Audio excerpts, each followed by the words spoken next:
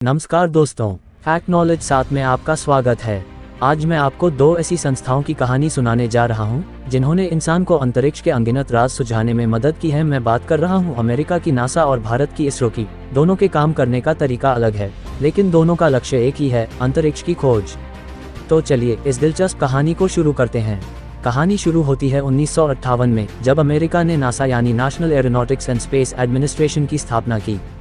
उस समय अमेरिका और सोवियत संघ के बीच स्पेस रेस चल रही थी। नासा का मुख्य मकसद था चांद पर पहुंचना और स्पेस की गहराइयों को समझना।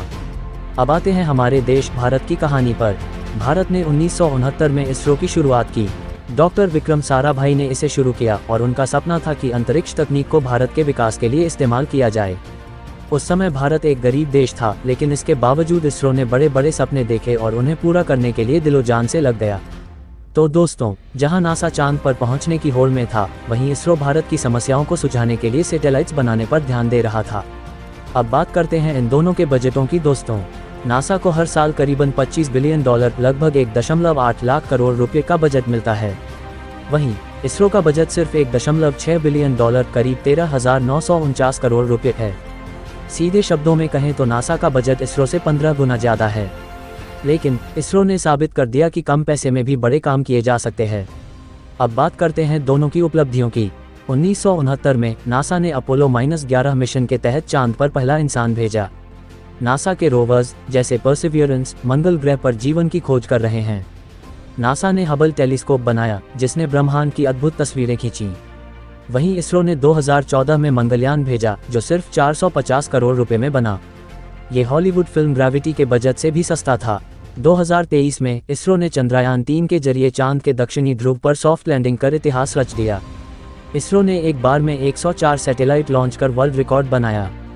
दोस्तों, अगर नासा बड़े बड़े मिशनों का राजा है, तो इसरो कम खर्च में चमत्कार करने वाला जादूगर है।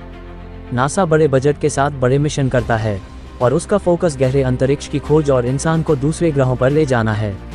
वहीं इसरो कम बजट में भी असरदार तकनीक बनाता है। इसका ध्यान समाज के लिए उपयोगी सैटेलाइट बनाने पर है, जैसे मौसम की भविष्यवाणी और नेविगेशन सिस्टम। एग्जाम्पल के लिए, जहां नासा ने चांद पर इंसान भेजने में हजारों करोड़ खर्च किए, वहीं इसरो ने सिर्फ 75 करोड़ में चंद्रयान 3 लॉन्च कर दिया। अब बात करते हैं उनके भविष्य के प्रोजेक्ट्स के बारे में। नासा 2025 तक इंसानों को फिर से चांद पर भेजने की योजना बना रहा है। इसके अलावा 2030 तक मंगल ग्रह पर इंसान भेजने की तैयारी भी चल रही है।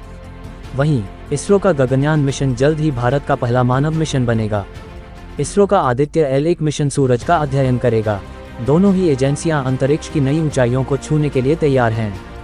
दोस्तों, नासा और इसरो सिर्फ प्रतिस्पर्धी नहीं हैं, बल्कि कई प्रोजेक्ट्स में साथ काम भी कर रहे हैं। निसार मिशन इसका बेहतरीन उदाहरण है, जो पृथ्वी के पर्यावरण और जलवायु परिवर्तन का अध्ययन करेगा।